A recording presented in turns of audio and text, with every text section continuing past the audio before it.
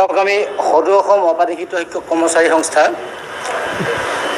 2017-18 চনৰ যিখন অসম চৰকাৰৰ শিক্ষানুষ্ঠানৰ পদ প্ৰাধিকৰণ আইন, এই আইনখনৰ জন্মলগ্নৰ পৰাই এই আইনখনৰ আমি বিৰোধিতা কৰি আছোঁ। এই আইনখনত থকা যিবিলাক ধাৰা উপধাৰা, এই ধাৰা উপধাৰাবিলাকৰ বিৰোধিতা কৰি আছোঁ। এইকাৰণে যে এই আইনখনে আমাৰ 2319খন শিক্ষানুষ্ঠান লগতে এই শিক্ষানুষ্ঠানত কাম কৰা কৰ্মচাৰী, শিক্ষক কৰ্মচাৰী আৰু 2013 চন আৰু 2021 চনত বঞ্চিত প্ৰাদেশিকৰণৰ পৰা বঞ্চিত প্ৰায় 19,527 গৰাকী শিক্ষক কৰ্মচাৰীৰ জীৱন দুৰ্বিহ কৰা এইখন আইন। এই আইনখনৰ কাৰণে আমি বঞ্চিত হৈ থাকিবলগীয়া হৈছে প্ৰাদেশিকৰণৰ পৰা, আৰু সেইকাৰণে আমি আইনখনৰ বিৰোধিতা কৰি আহিছোঁ। চৰকাৰৰ ওচৰত বিভিন্ন ধৰণে দাবী দুবা প্ৰতিবাদ ধৰ্ণা কাৰ্যসূচী লৈ আহিছোঁ। সমান্তৰালভাৱে 2022 চনৰ 20 অক্টোবৰ দিনাখনে মাননীয় মুখ্যমন্ত্ৰী মহোদয়ৰ কাৰ্যালয়ৰ পৰা আমাক চিঠিযোগে মাতি নি তেখেতৰ কাৰ্যালয়ত আমাৰ লগত আলোচনা হৈছিল, আমাৰ 12জনীয়া এটা শিক্ষকৰ প্ৰতিনিধি দলৰ লগত। এই আলোচনাৰ সময়ত মাননীয় মুখ্যমন্ত্ৰী মহোদয় আৰু তাতে উপস্থিত আছিল মাননীয় শিক্ষামন্ত্ৰী মহোদয়।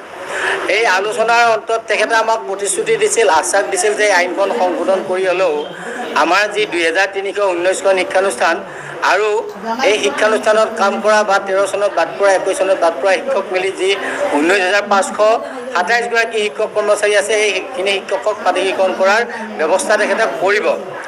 তাৰপিছত সমান্তৰালভাৱে আকৌ 2023 চনৰ 12 এপ্ৰিল তাৰিখত আমাৰ মাননীয় শিক্ষামন্ত্ৰী মহোদয় ডক্টৰ ৰমেশ পেগু ডাঙৰীয়া তেখেতেও আমাক মাতি নি তেখেতৰ কাৰ্যালয়ত আলোচনা কৰি আমাক এখন মাইনোটছ প্ৰস্তুত হৈছিল। এই মাইনোটছখনতো প্ৰাদেশিকৰণ আইনখন সংশোধন কৰাৰ সমান্তৰালভাৱে যি আমাৰ ভেঞ্চাৰ শিক্ষানুষ্ঠানত মধ্যাহ্ন ভোজন বন্ধ কৰি দিয়া হৈছিল, বিনামূলীয়া কিতাপ পত্ৰ বন্ধ কৰি দিয়া হৈছিল, তাৰপিছত বিনামূলীয়া যিটো সাজপাৰ সেইটো বন্ধ কৰি দিয়া হৈছিল, এই আটাইবিলাক আকৌ পুনৰ শিক্ষানুষ্ঠানবিলাকক দিয়াৰ প্ৰতিশ্ৰুতি এই মাইনোটছখন হৈছিল, কিন্তু চৰকাৰখনে একো কাম কৰা নাছিল। আৰু আমিও সমান্তৰালভাৱে আন্দোলন প্ৰতিবাদ কৰিয়ে আহিছোঁ। 19 দিন সচলত আমি অনশনো কৰিছোঁ, কিন্তু চৰকাৰে আমাক গুৰুত্ব দিয়া নাই। কিন্তু হঠাতে যোৱা 20 জুলাইত এটা নিউজ চেনেলত মাননীয় শিক্ষামন্ত্ৰী মহোদয়ে এটা কথা সদৰি কৰে, আৰু তাৰ আগত 18 তাৰিখে আমিও তেখেতক সাক্ষাৎ কৰিছিলোঁ। এই সাক্ষাৎকালত কোৱা কথাখিনিৰে অলপমান বেলেগ কৰি তেখেতে আচলতে 2020 জুলাই তাৰিখৰ দিনাখনে তেখেতে এই সাক্ষাৎকাৰটোত তেখেতে ক'লে যে ভেঞ্চাৰ শিক্ষানুষ্ঠানখিনিয়ে যথেষ্ট কষ্ট কৰি আছে শিক্ষানুষ্ঠানৰ কৰ্মচাৰীসকলে, এইটো আমি স্বীকাৰ কৰিছোঁ, অৰ্থাৎ চৰকাৰে স্বীকাৰ কৰিছে, তেখেতসকলে মানি লৈছে। কিন্তু সমস্যাটো সমাধানৰ ক্ষেত্ৰত তেখেতে অদ্ভুত এটা প্ৰস্তাৱ বা অদ্ভুত এটা পৰিকল্পনা তেওঁলোকে কৰিছে বুলি আমি জানিব পাৰি এই সংবাদমেলখন দিবলৈ বাধ্য হৈছোঁ। আমি এই সংবাদমেলৰ যোগেদি মাননীয় মুখ্যমন্ত্ৰী মহোদয় বা মাননীয় শিক্ষামন্ত্ৰী মহোদয়ক আমি আহ্বান জনাইছোঁ, এটা কথাত ধন্যবাদো জনাইছোঁ যে প্ৰাদেশিকৰণৰ সমস্যাটো যে তেওঁলোকে চিন্তা কৰিছে, প্ৰাদেশিকৰণৰ সমস্যাটো সমাধানৰ কাৰণে আগন্তুক বছৰটোৰ ভিতৰত সমাধান কৰিব বুলি তেখেতে মিডিয়াত যি প্ৰচাৰ কৰিছে তাৰ কাৰণে আমি ধন্যবাদ দিছোঁ।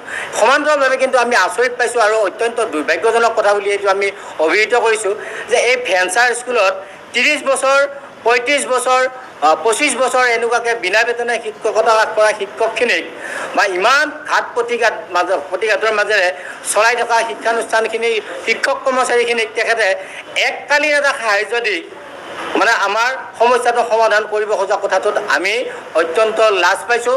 আৰু এইটো আকৌ একবাৰ আমাক শিক্ষকসকলক, ভেঞ্চাৰ শিক্ষকসকলক জনমানসত হেয় প্ৰতিপন্ন কৰা বা তুচ্ছতাচ্ছিল্য কৰা বুলি আমি এটা অনুভৱ কৰিছোঁ।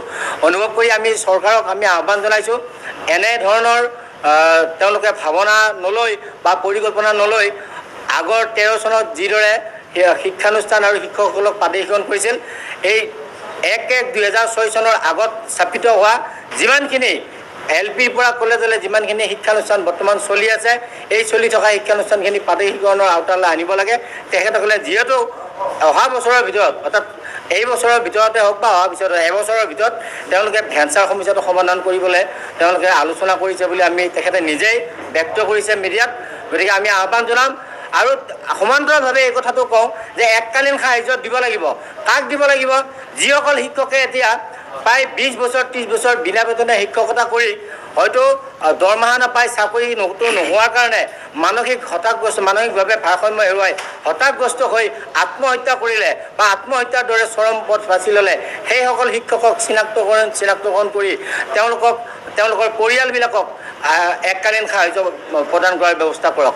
আৰু যিসকল শিক্ষকে 20 বছৰ 30 বছৰ বিনা বেতনে শিক্ষকতা কৰি বিনা বেতনে অৱসৰ ল'ব লগা হৈছে, এইসকল শিক্ষকক এককালীন সাহায্যৰ ব্যৱস্থা কৰক।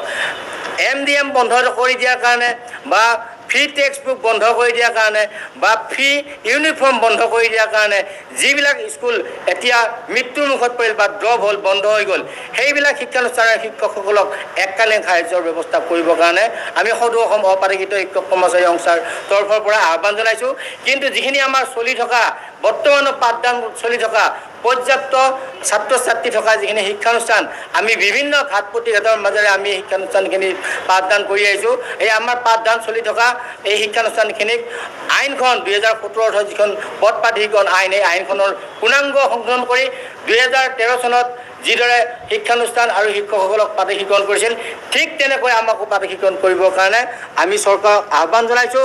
আৰু আমাৰ সদৌ অসম হাইস্কুল শিক্ষক সন্থা, অসম হাইস্কুল শিক্ষক সন্থা, তেখেতসকলকো এই সুযোগতে এটা ধন্যবাদ দিছোঁ যে তেখেতসকলে 19 তাৰিখৰ দিনাখনে মাননীয় মুখ্যমন্ত্ৰী মহোদয়ক সাক্ষাৎ কৰি আমাক প্ৰাদেশিকৰণৰ যিটো বিষয়, এই বিষয়টো তেখেতক অৱগত কৰিছে।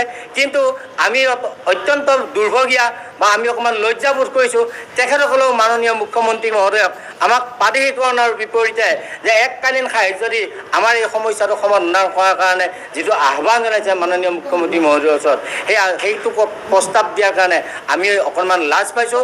আৰু সমান্তৰালভাৱে এই কথাটো আমি দুৰ্ভাগ্যজনক বুলি আমি অভিহিত কৰিব বিচাৰিছোঁ।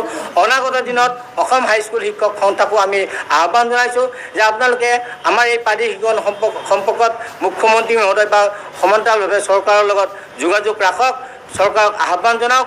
কিন্তু কেৱল হাইস্কুলখিনিৰ কাৰণে নহয় বা 2009 চনত স্বীকৃতিপ্ৰাপ্ত 9 চনলৈ স্বীকৃতিপ্ৰাপ্ত শিক্ষানুষ্ঠানখিনি হাইস্কুলখিনিৰ কাৰণে নহয়, LPৰ পৰা কলেজলৈ যিমানখিনি শিক্ষানুষ্ঠান 6 চনৰ আগত প্ৰতিষ্ঠিত হৈছে আৰু পিছত চৰকাৰী অনুমতি বা স্বীকৃতি পাইছে, এই আটাইখিনি শিক্ষানুষ্ঠান প্ৰাদেশিকৰণ কৰাৰ কাৰণে মাননীয় মুখ্যমন্ত্ৰী মহোদয় বা শিক্ষামন্ত্ৰী মহোদয় বা চৰকাৰখনলৈ আহ্বান জনাবলৈ আমি সদৌ অসম অপাৰগিত শিক্ষক কৰ্মচাৰী সংস্থাৰ তৰফৰ পৰা অসম হাইস্কুল শিক্ষক সন্থাকো আমি আহ্বান জনাইছোঁ। এইখিনিয়ে আজি সংবাদ মেলৰ মূল কাৰণ। আৰু সমানভাৱে আজি যোৱাকালি আমি গম পাইছোঁ যে নিযুত মইনা যিটো আঁচনি, এই আঁচনিটো মাননীয় মুখ্যমন্ত্ৰী মহোদয়ে এদিন প্ৰচাৰ মাধ্যমত প্ৰচাৰ কৰিছিল যে ভেঞ্চাৰ যিখিনি শিক্ষানুষ্ঠান, এই শিক্ষানুষ্ঠানখিনিকো নিযুত মইনা আঁচনিৰ অন্তৰ্গত কৰি ভেঞ্চাৰ কলেজ বা ভেঞ্চাৰ হায়াৰ ছেকেণ্ডাৰী বা জুনিয়ৰ কলেজ বা সমপৰ্যায়ৰ স্কুলখিনিত যিখিনি ছাত্ৰীয়ে পঢ়ি আছে তেওঁলোকক সুবিধাটো দিব বুলি কৈছিল, আমি ভাল পাইছিলোঁ। কিন্তু যিখন লিষ্ট হৈছে ইয়াতে 48খন কলেজ আৰু 50খন মাত্ৰ জুনিয়ৰ কলেজ ষ্টেটাছৰ শিক্ষানুষ্ঠানৰ লিষ্ট হৈছে। আৰু বহু কলেজ প্ৰায় 12খন কলেজ আৰু প্ৰায় 20ৰ পৰা 25খন হায়াৰ ছেকেণ্ডাৰী লেভেলৰ শিক্ষানুষ্ঠান বাদ পৰি ৰৈছে। এই আটাইখিনি ভেঞ্চাৰ স্কুলকে বা ভেঞ্চাৰ শিক্ষানুষ্ঠানক নিযুত মইনা আঁচনিৰ অন্তৰ্ভুক্ত কৰি, যিহেতু ছাত্ৰ ছাত্ৰীসকল ভেঞ্চাৰ নহয়, শিক্ষানুষ্ঠানখন ভেঞ্চাৰ বা শিক্ষকসকল ভেঞ্চাৰ হৈ আছে, ছাত্ৰ ছাত্ৰীৰ ক্ষেত্ৰত এই বৈষম্য নাৰাখি সকলোবোৰ ভেঞ্চাৰ ছাত্ৰ ছাত্ৰীকে নিযুত মইনা যিটো আঁচনি, এই আঁচনি অন্তৰ্ভুক্ত কৰি চৰকাৰে তেওঁলোককো লাভান্বিত কৰিব বুলি আমি সদৌ অসম অপাৰগিত শিক্ষক কৰ্মচাৰী সংস্থাৰ তৰফৰ পৰা চৰকাৰ আৰু মাননীয় শিক্ষামন্ত্ৰী মহোদয়ক আমি আহ্বান জনাম।